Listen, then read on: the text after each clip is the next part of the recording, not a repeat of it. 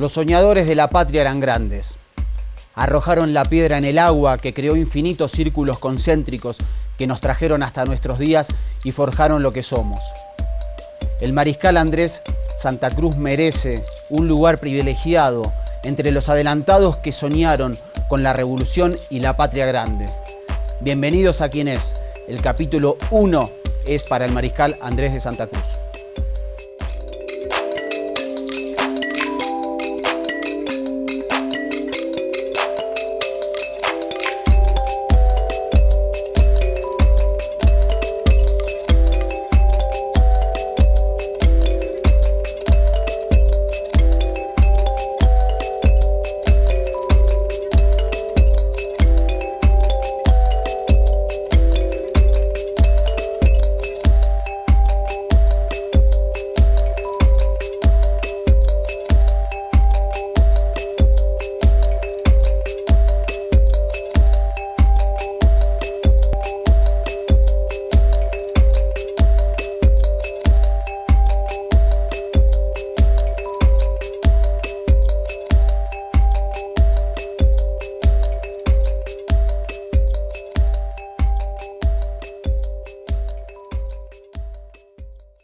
Las pasiones contemporáneas pintaron a Santa Cruz con los más negros colores. Hasta se llegó a negar su elevada capacidad, sin advertir que los hombres vulgares jamás pueden adquirir el poderío que tuvo Santa Cruz. Su administración en el Perú ha sido la mejor de aquel país. En cuanto a Bolivia, le dio muchas mejoras en la instrucción pública y en la administración de justicia. Manuel José Cortés, Ensayo sobre la historia de Bolivia, 1861. Hábil, trabajador y con buenas dotes administrativas, había organizado cierto orden en Bolivia. Lo dominaba el deseo de formar un gran estado en la América del Sur. Ramón Sotomayor Valdés, Campaña del ejército chileno contra la Confederación Perú-Boliviana, 1896. El mariscal Andrés Santa Cruz llevaba en sus venas sangre criolla y sangre india. En 1809 se alista en las filas del ejército español. En 1820 es capturado por el ejército argentino al mando del general don José de San Martín. Allí, su escuadrón de caballería pasa totalmente a las filas patrióticas y su adhesión es total.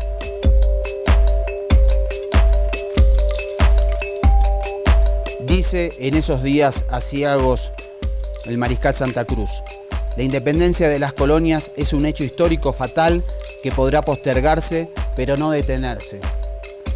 También en esos tiempos alguien escribió: el odio de los criollos amantes de la independencia contra el europeo es indecible.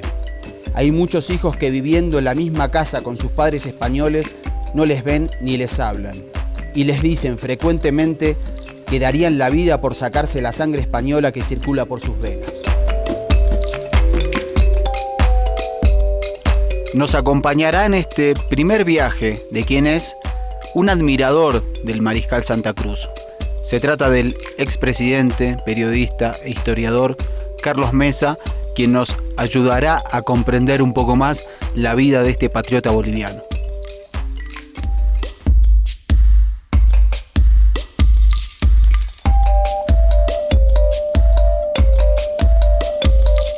Santa Cruz es hijo de un criollo, no es un hijo de español. Es un hijo de un criollo totalmente realista, por supuesto, y es hijo de la cacica Aymara de Guarina, que está vinculada a la nobleza indígena de los Andes, particularmente Altiplano y Titicaca. Es muy importante e interesante porque hay una nobleza aymara, además de una nobleza quechua de origen y más vinculación incaica. Santa Cruz y Vallivian, ambos hijos de destacadas figuras realistas. Joseph Santa Cruz Villavicencio es un realista militante, su padre, el padre de Santa Cruz.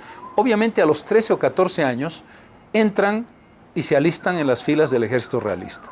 Santa Cruz combate con los realistas entre el 1813-14, el 16 ya es un jovencito y en 1820 es derrotado por el ejército de San Martín en Cerro de Pasco. Y en ese momento Santa Cruz decide entregarle sus armas a San Martín y ponerse a las órdenes de San Martín.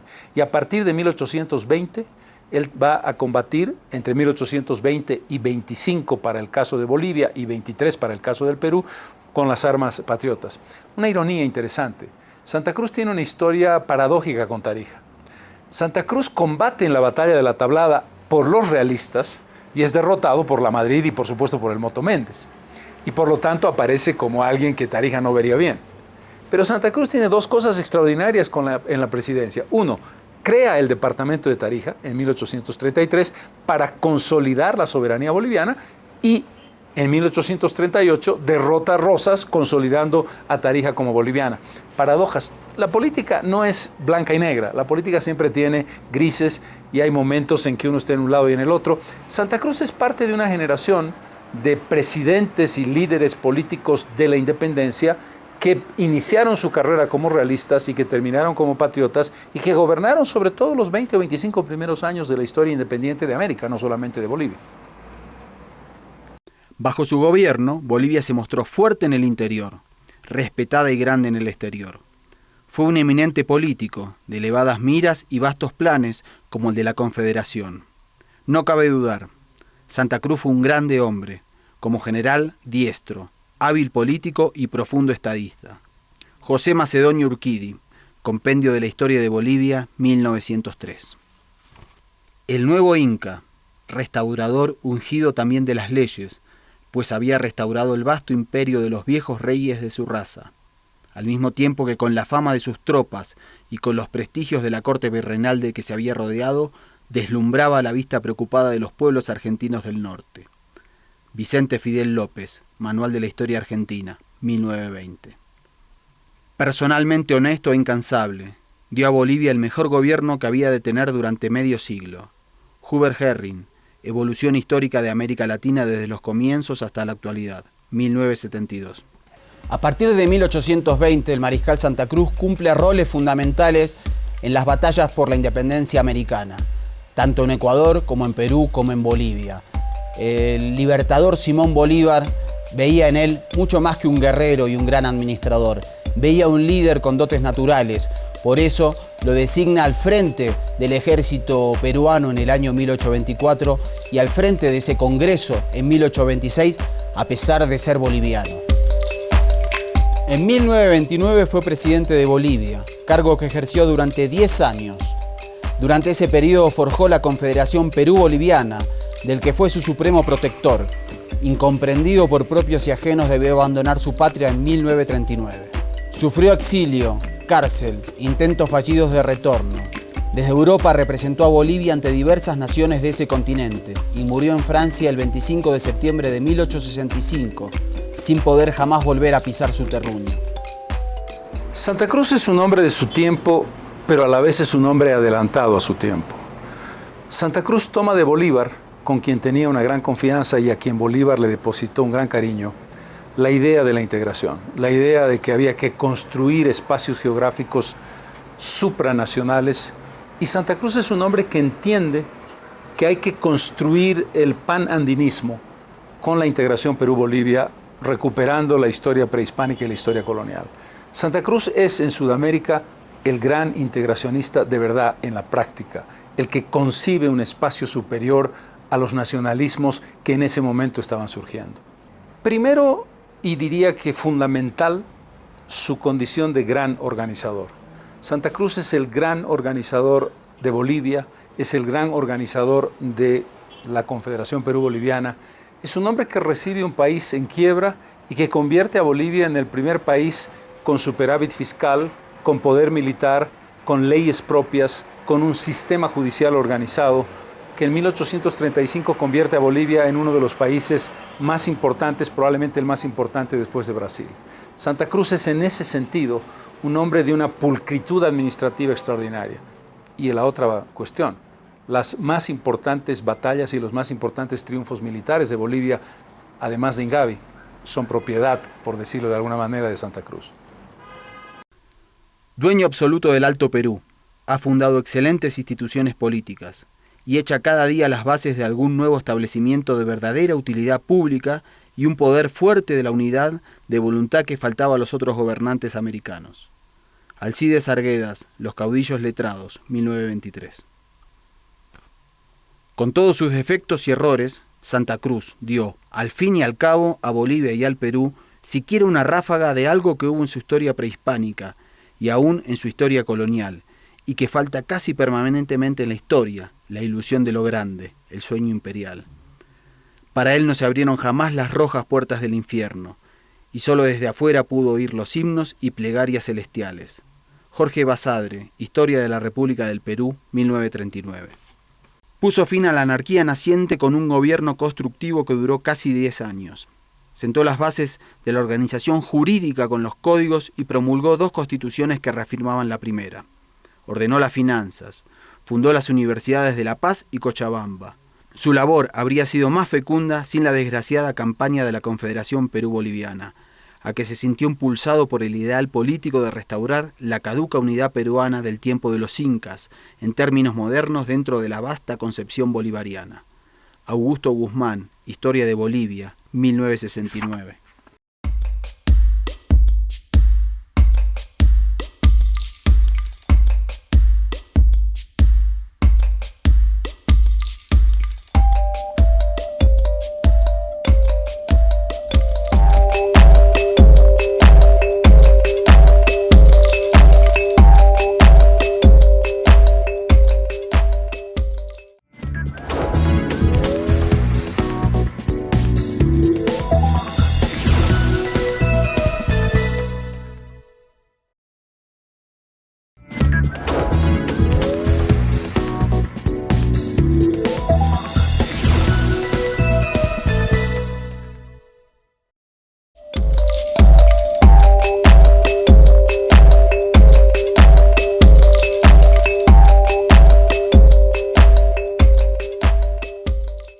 Puede asegurarse que sin los gobiernos de Sucre y Santa Cruz, Bolivia no habría llegado jamás a constituirse en Estado soberano. Enrique Finot, Nueva Historia de Bolivia, 1946. Era astuto, solapado, perseverante y gran conocedor de los hombres, dotado de capacidad organizadora. Había sabido poner orden en el naciente Estado boliviano y dotarlo de una fuerza militar respetable para aquellos tiempos. Francisco Frías, Manual de Historia de Chile, 1947. El presidente era un organizador brillante e imbuido de un alto sentido del deber. Se preocupaba en las más insignificantes pequeñeces y del bienestar del ejército, pero no estaba menos preocupado de la buena administración de Bolivia. Wilfred Noll, La vida de Otto Felipe Braun, 1969. Santa Cruz soñó y organizó Bolivia en la senda de unidad y grandeza que aprendió de Bolívar. Fue un innovador. Edificó la Confederación Perú-Boliviana como un dique de equilibrio regional necesario frente al poder expansionista de Argentina, Brasil y Chile.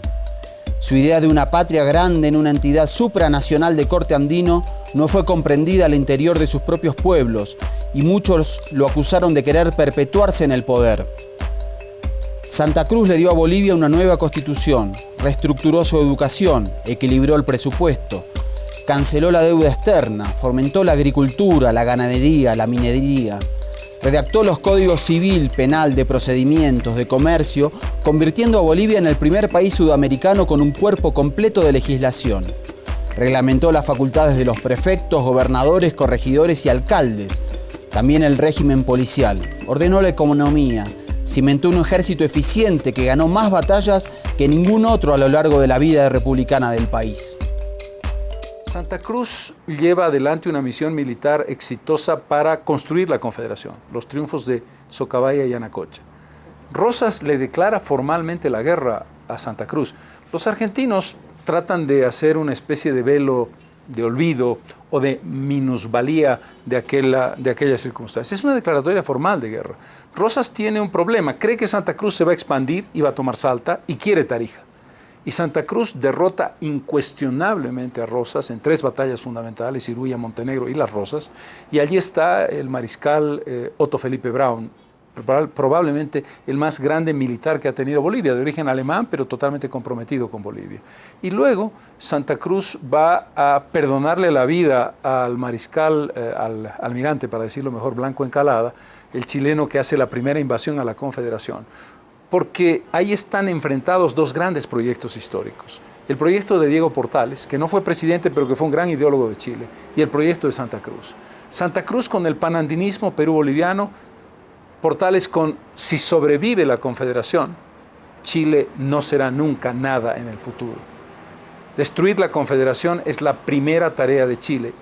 Lamentablemente, no es que tuvo razón, es que tuvo éxito militar, porque, y ahí hablaba del adelantado, Santa Cruz se enfrenta a los norteños del Perú, a Gamarra y a Castilla fundamentalmente, y a los bolivianos que creen, en mi opinión equivocadamente, que Santa Cruz subordina Bolivia a los intereses del Perú, y eso no es verdad.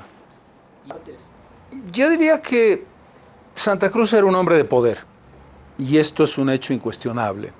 Santa Cruz había diseñado la Confederación con un protectorado que estaba liderado por él, fue elegido como protector, pero era un protectorado de 10 años con la posibilidad de una renovación de otros 10.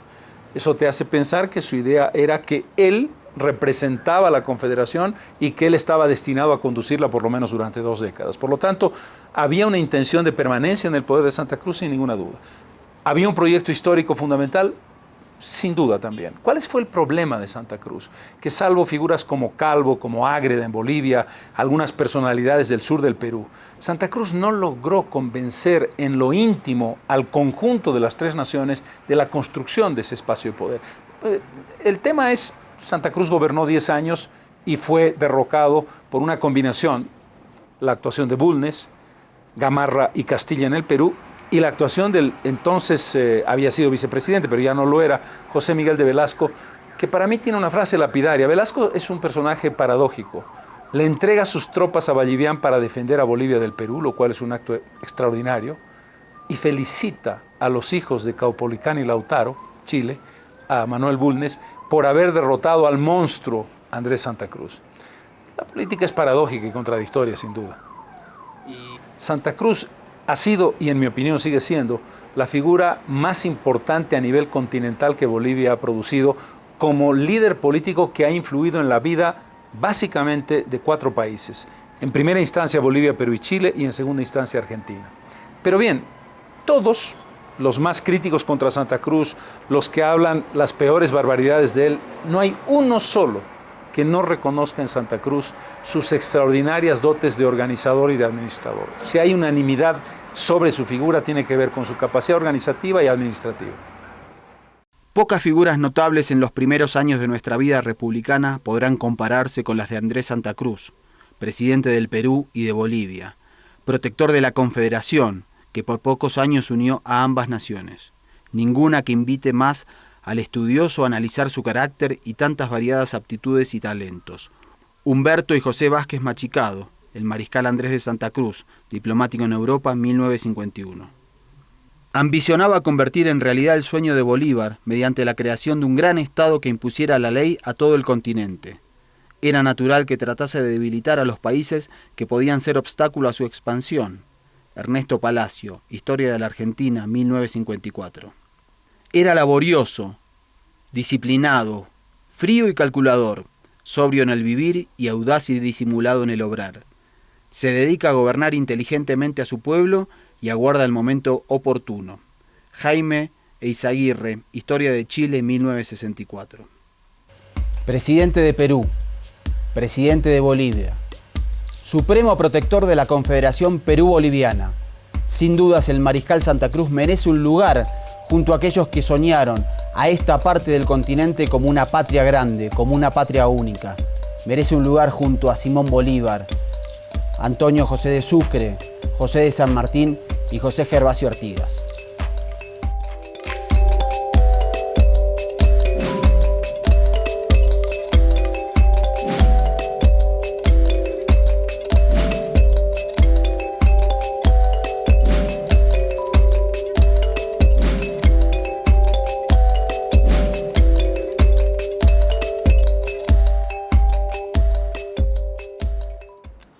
Santa Cruz era un hombre de su tiempo, adelantado a su tiempo. Santa Cruz era un hombre de su tiempo, pero era un visionario. Hoy día, los principios integracionistas de Santa Cruz, que hereda Bolívar, me parecen vigentes plenamente. A quienes estén viendo el programa, ¿qué biografía, qué libro le recomendaría como para iniciar? Si me permites, a los 15 años yo leí este libro, Santa Cruz, el Cóndor Indio, de Alfonso Crespo. Yo me enamoré de Santa Cruz y creo que ese fue mi camino para encontrar esas 2 rutas fundamentales, mi amor por Bolivia y mi amor por América Latina. Presidente, muchas gracias. No, pues hombre, encantado.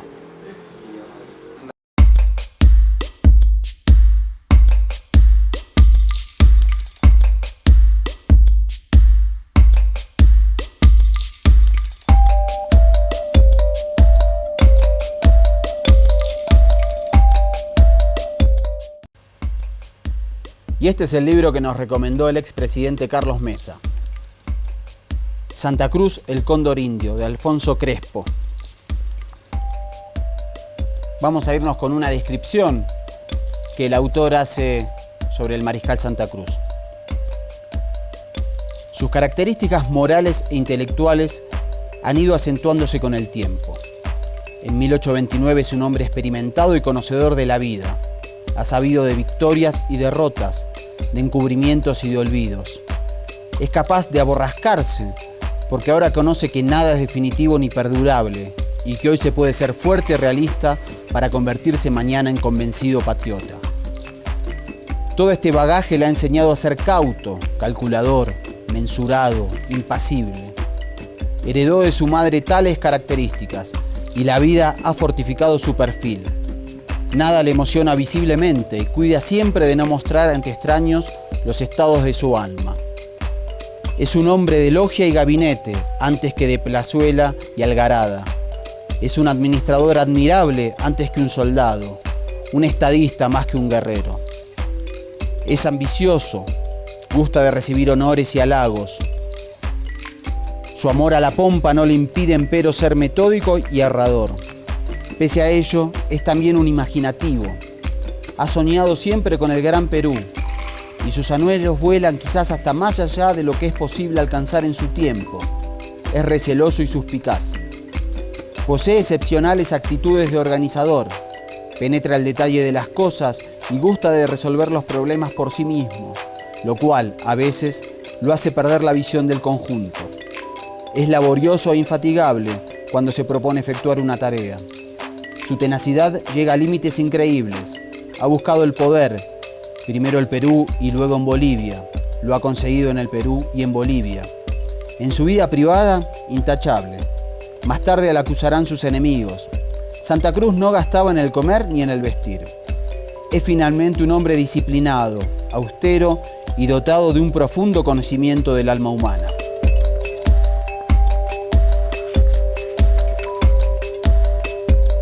Quiero cerrar con esta introducción que hace Alfonso Crespo en su libro. Dice así: Bolivia fue durante una época fugaz la más poderosa, organizada y temida del continente austral. Sus ejércitos pasaron victoriosos desde el Ecuador hasta la Argentina, y suyas fueron las leyes más avanzadas de América. Debió tal esplendor a la acción de uno de sus hijos, vástago de una India, Andrés Santa Cruz.